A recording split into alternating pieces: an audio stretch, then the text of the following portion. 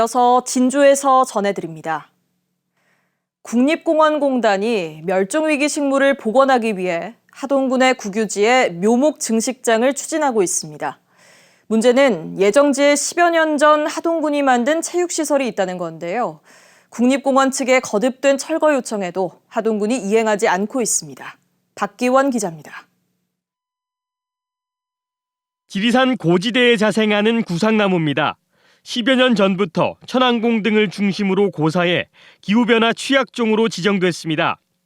국립공원공단이 이처럼 기후변화와 멸종위기에 처한 자생식물 보존을 위해 하동군 화계면 국유지에 증식장을 추진한 것은 지난해 하반기부터 자동화된 유리온실에서 묘목을 키우고 야외 묘목장을 조성할 계획입니다. 지난달 설계 용역까지 발주했지만 정작 시설이 들어설 터는 아직 확보하지 못했습니다. 하동군이 설치한 체육시설이 남아있기 때문입니다. 하동군은 2013년 공단과의 협약을 통해 환경부 땅에 테니스장과 족구장, 게이트볼장 등 체육시설을 설치해 사용하기로 했습니다.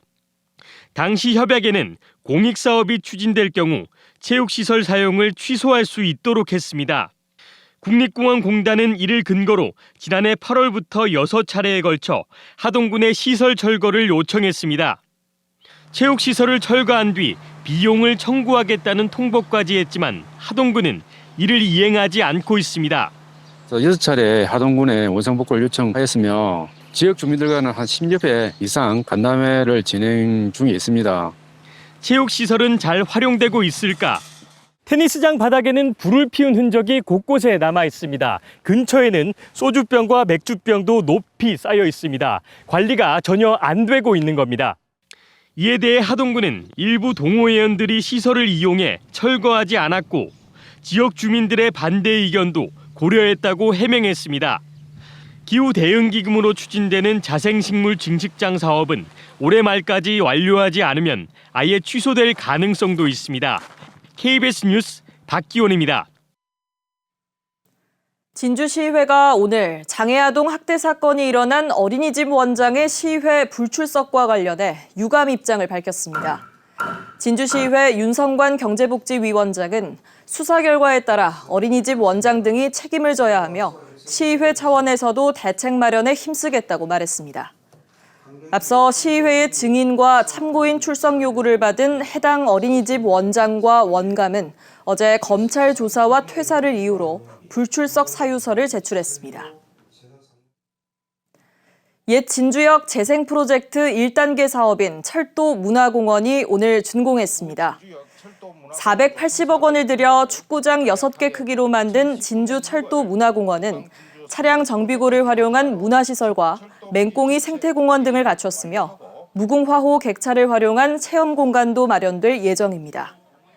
진주시는 2027년까지 국립진주박물관을 옛 진주역 터로 옮기고 문화거리를 조성할 계획입니다. 산청군이 오는 11월까지 경남형 위기가구를 발굴합니다. 대상은 석 달 넘게 전기료를 내지 못한 가구나 물과 전기가 끊긴 가구입니다. 산청군은 전화나 방문으로 위기가구를 찾을 예정이며 위기가구에는 실업급여나 서민금융지원 등 복지 서비스 신청도 안내할 계획입니다.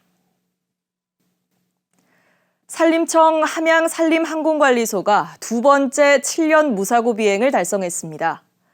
함양산림항공관리소는 2009년 4월 출범 뒤 2016년 처음으로 7년 무사고 비행을 달성했고 올해 두 번째입니다.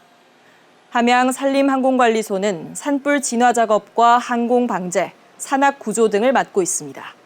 지금까지 진주에서 전해드렸습니다.